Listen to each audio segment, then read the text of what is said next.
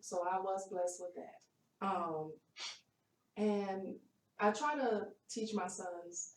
I have a friend, you know her. Her name is Tawana. She has the shine.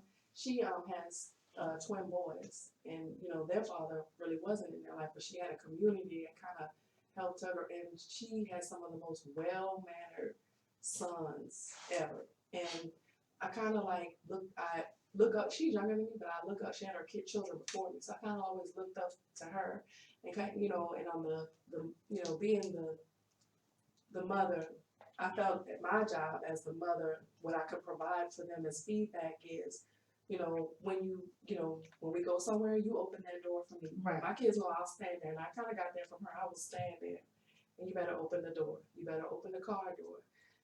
When they get to a certain age, you start pumping gas, and these are the things that you're supposed to do whenever you're in the presence of a woman. So I feel that's the one thing that women can kind of teach their sons. That it's kind of accountability. Yeah. Whenever if we're somewhere and you're sitting down and a woman enters the room and there are no more seats, you can get up, let her sit down. Go help your grandmother with the groceries. They know when I pull up, come outside and get these groceries. I'm not bringing any of them in.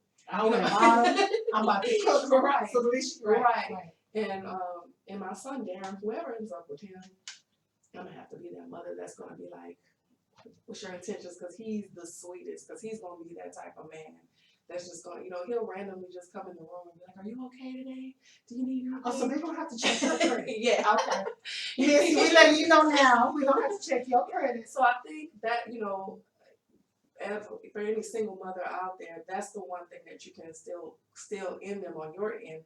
But you do have to have some type of masculine presence there, whether it's a brother or uncle, any if their father.